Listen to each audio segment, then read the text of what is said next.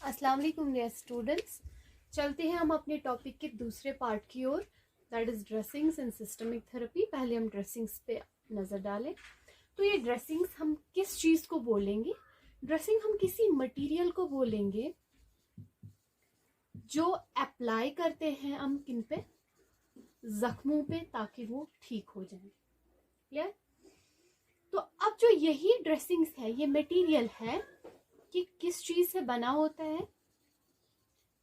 Fibres या threads. Fibres हम बोले छोटे छोटे पीसेस किसी चीज के, थ्रेड्स धागे। तो अगर हम बोले कि फाइबर्स और थ्रेड्स किसी मटेरियल के, ठीक है, क्या बन रहा है आप यहाँ पे? ड्रेसिंग पैड, या हम बोले ड्रेसिंग्स। ठीक है, तो अब कहाँ कहाँ एप्लीकेबल है, कहाँ कहाँ अप्लाई कर सकते हैं हम ये ड्रेसिंग्स? फॉर एग्जाम्पल वोन्ड्स में, जख्म जिन्हें कहते हैं, बर्न्स, अगर कहीं जला हुआ होगा, अल्सर्स जिसको हम ओपन सोर बोलते हैं या खुला जख्म, स्किन लेशंस, जो मैंने ऑलरेडी बोले स्किन लेशंस क्या होते हैं।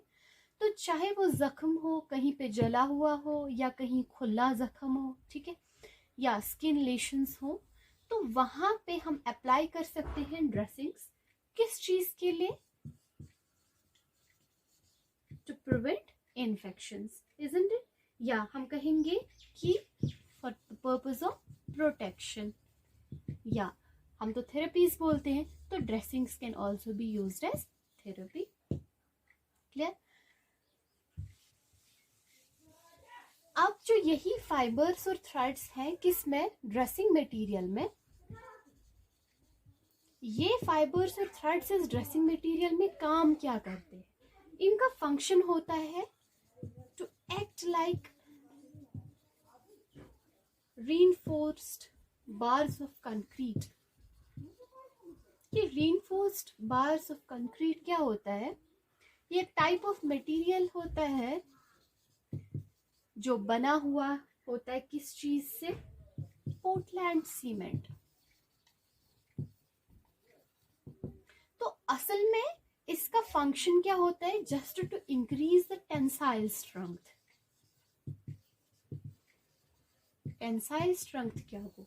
Tensile strength means capacity of being stretched. ठीक है, इसमें फ्लेक्सिबिलिटी होती है, हम इस मटेरियल को, ड्रेसिंग मटेरियल को स्ट्रेच भी कर सकते हैं। क्लियर? अब पर्पसेस क्या हैं ड्रेसिंग्स के? पर्पस इज जस्ट प्रोटेक्शन, जैसे मैंने आपको बोला। प्रोटेक्शन कैसे? व्हेन द ड्रेसिंग पैड, अ गाज पीस, जो भी ड्रेसिंग मटेरियल होगा वो हम किसी जख्म पे, किसी अल्सर पे, किसी स्किन लेशन पे लगाते हैं, तो उस एरिया को हम प्रोटेक्ट करते हैं against what? Against infection, against getting contaminated. किस चीज से contaminated? For example soiling, to prevent it from getting dirty. ठीक है, contaminated by flies.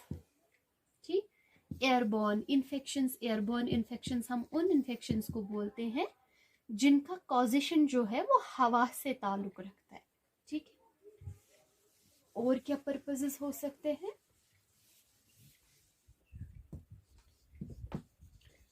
Prevent bleeding, क्योंकि जो ड्रेसिंग मटेरियल होता है वो प्रेशर डेवलपमेंट करता है वहां पे। ठीक है, due to the pressure developments जो साइट ऑफ ब्लीडिंग होंगे उस पे जो ही प्रेशर डेवलपमेंट्स आ जाते हैं तो ब्लीडिंग रुक जाती है।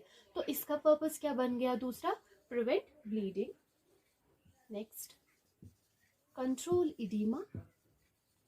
What is oedema?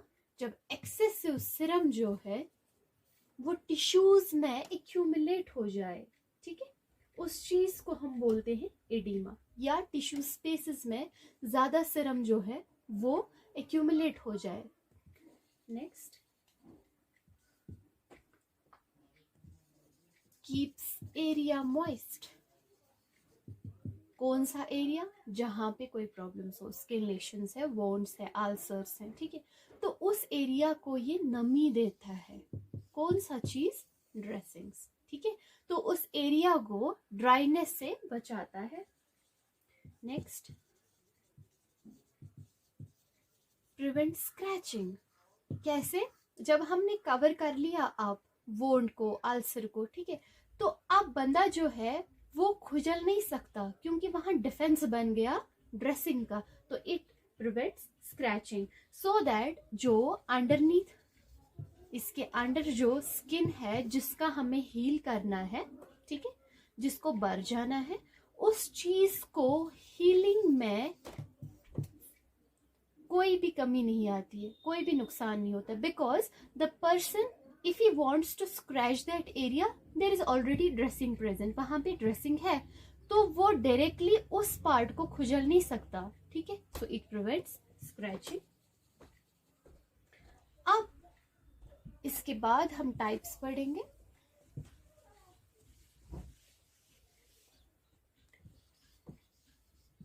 इसके बहुत सारे टाइप्स हैं, मगर according to the integumentary system and according to your syllabus इसके 3 मेन टाइप्स हैं।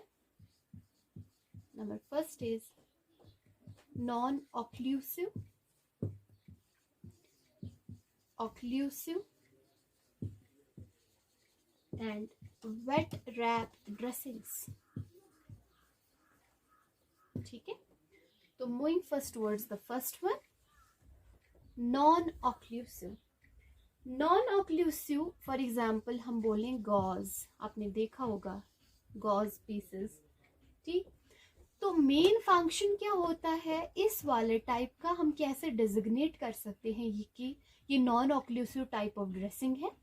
फॉर एग्जाम्पल आप गाज पीस की एग्जाम्पल ले लो। गाज पीस में छोटे छोटे होल्स होते, स्पेसेस होते, तो हम कह सकते हैं कि यही गाज पीस या यही non occlusive type of dressing जो है, it allows the air to reach the wound, isn't it? Due to what? ये जो पोर्स हैं ड्रेसिंग मटेरियल में, छेद हैं, वहां से हवा जो है एंटर कर सकता है टुवर्ड्स द वोंड, जहां पे जख्म होगा, वो लेशन होगा, वो अल्सर होगा, जिसकी चीज के लिए आपने यूज अप किया है। और प्लस दूसरा फंक्शन इसका है कि ये ड्राई अप करता है। अब ये ड्राई अप वोंड करता है किससे? इसी एयर से, या लेशन को ड्राई अप करता है। ठीक है, उससे क्या होगा? विच हेल्प्स हीलिंग, तो जख्म जल्दी भर जाता है। Clear? This is non occlusive. Next, occlusive type. तो ऑक्लूसिव टाइप का मतलब ये है, it doesn't allow air, it doesn't allow air flow, या कहीं कहीं एयर फ्लो होता भी है but in very small amounts. ठीक, तो अब जहां पे एयर फ्लो ज्यादा नहीं होगा, ऑब्वियसली वहां पे इंक्रीज्ड एब्जॉर्प्शन होगा। ठीक है, एक तो इंक्रीज्ड एब्जॉर्प्शन प्लस इफेक्टिवनेस। अब ये इफेक्टिवनेस कैसे? जो ये ऑक्लूसिव टाइप है, यहाँ पे हम 2 चीजें साइमल्टेनियसली यूज कर सकते हैं। जैसे कि मैंने आपको टॉपिकल एजेंट्स पढ़ाए, क्लियर? तो कहीं कभार ऐसा किया जाता है, किसी बंदे में टॉपिकल एजेंट्स का यूज किया जाता है किसी सरफेस ऑफ द स्किन पे जहाँ पे प्रॉब्लम्स रिलेटेड होंगी, उसके बाद यही ऑक्लूसिव ड्रेसिंग उसके ऊपर रैप किया जाता है। तो आपने अब पता है कि ऑक्लूसिव टाइप जो है वो एयर फ्लो को एंटर होने नहीं देता है। तो अब जब एयर फ्लो नहीं है, वहां पे जो टॉपिकल एजेंट्स स्किन सरफेस पे है, तो उनका एब्जॉर्प्शन हो जाएगा, इजंट इट? तो इफेक्टिवनेस ज्यादा होगा। क्लियर? नेक्स्ट, नंबर 3 टाइप जो है, that is wet wrap dressings. ठीक है, यहाँ पे भी वेट रैप ड्रेसिंग्स में हम 2 थेरेपी साइमल्टेनियसली दे सकते हैं। यहाँ पे भी फॉर एग्जांपल एप्लीकेशन हम करते हैं, किस चीज़ का हम अप्लाई करते हैं? Topicals corticosteroids. किस चीज़ पे? अफेक्टेड एरिया पे। या अफेक्टेड सरफेस बोलो, ठीक है। तो फिर क्या किया जाता है, पहले अप्लाई हम करते हैं टॉपिकल कॉर्टिकोस्टेरॉइड्स उस जगह पे जहां पे प्रॉब्लम्स होंगी, ठीक है। तो फिर रैप या एप्लीकेशन करते हैं किस चीज का, वेट रैप ड्रेसिंग्स का हम करते हैं apply, warm moist cotton cloth, ठीक है, गरम और नमी वाला कॉटन कपड़ा, ठीक है, हम अप्लाई करते हैं। फिर उसके बाद इसके ऊपर टॉप लेयर जो है वो हम बनाते हैं ड्राई कॉटन क्लॉथ की, ठीक है। I repeat it, wet wrap dressings जो है इसमें क्या किया जाता है, हम अफेक्टेड एरिया पे, अफेक्टेड सरफेस पे टॉपिकल कॉर्टिकोस्टेरॉइड्स अप्लाई कर देते हैं, जो खुद भी एक थेरेपी है, इजंट इट, टॉपिकल थेरेपी। तो उसके बाद जो ही टॉपिकल कॉर्टिकोस्टेरॉइड्स हमने अफेक्टेड एरिया पे लगा ली, फिर हम लाते हैं एक गरम और नमी गीला कॉटन कपड़ा, ठीक है, वो अप्लाई करते हैं उस जगह पे। अप्लाई करने के बाद फिर और एक लेयर हम चढ़ाते हैं वहां पे किस चीज की, ड्राई कॉटन क्लॉथ की, और उस टाइप ऑफ थेरेपी को बोला जाता है वेट रैप ड्रेसिंग्स। और यही वेट रैप ड्रेसिंग्स जो है ज्यादातर किन पेशेंट्स में यूज किया जाता है, फॉर एग्जाम्पल इराइथ्रोडर्मिक सोरिएसिस, ठीक है। तो अब ये सोरिएसिस आपको पता होगा, सोरिएसिस वो कंडीशन है जहां पे स्किन सेल्स तो बनते हैं, स्किन सेल्स बिल्डअप हो जाते हैं, मगर in the form of scales, ठीक है। और यही स्केल्स जो है ये इची होते हैं, इनमें ज्यादा खुजली आती है और फिर इनको बन जाते हैं ड्राई पैचेस, ठीक है। अब ये इराइथ्रोडर्मिक सोरिएसिस क्या होता है, जब यही सोरिएसिस जो होगा इन इन्फ्लेमेशन कंडीशन होगा, ठीक है, उस कंडीशन को हम बोलते हैं इराइथ्रोडर्मिक psoriasis. So what is erythrodermic psoriasis? Erythrodermic psoriasis is inflammatory psoriasis, ठीक है। तो जहां पे स्किन सेल्स तो बन रही हैं, वही स्किन सेल्स ट्रांसफॉर्म होती है in the form of scales या ड्राई पैचेस, और यही स्केल्स और ये ड्राई पैचेस बहुत ज्यादा इची होते हैं, इनमें ज्यादा खुजली आ जाती है। अब यही स्केल्स ड्राई पैचेस जो है इनमें इन्फ्लेमेशन भी हो जाएगा, उस कंडीशन को हम बोलते हैं erythrodermic psoriasis. Clear? Now moving towards the next therapy, that is systemic therapy.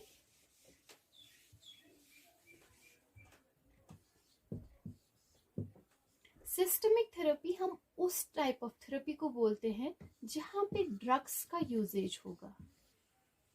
तो ड्रग्स का यूजेज जो ही होगा मींस कि उनका स्प्रेड जो है वो थ्रू आउट बॉडी होगा, isn't it? तो अब जब थ्रू आउट बॉडी है, ड्रग्स जा रहे हैं पूरी बॉडी में, ठीक है, तो हर एक जगह ये पहुंच जाते हैं, मींस कि हम सिस्टमिक थेरेपी उन बंदों में ज्यादा यूज करते हैं जिनमें ज्यादा इन्वॉल्वमेंट होगा किस चीज का, स्किन का, ठीक है, या इंटीग्यूमेंट्री सिस्टम की कोई भी पार्ट रिलेटेड होगा, तो बहुत ज्यादा इफेक्ट पड़ गया होगा, तो उसके लिए हम करते हैं यूज सिस्टमिक थेरेपी। तो सिस्टमिक थेरेपी क्या होता है, जिसमें हम ड्रग्स यूज करते हैं ऑरली, इंजेक्टेबली, ठीक है। तो हम देखते हैं रूट ऑफ एडमिनिस्ट्रेशन कौन सा बेस्ट होगा, सो दैट जो ये ड्रग्स है वो थ्रू आउट बॉडी चले जाए। क्लियर? तो अब for example these systemic therapies include chemotherapies, जैसे मैंने आपको पढ़ाए हैं। कीमोथेरेपीज में फॉर एग्जाम्पल फ्लोरोयूरासिल, ठीक है। Next hormonal therapy.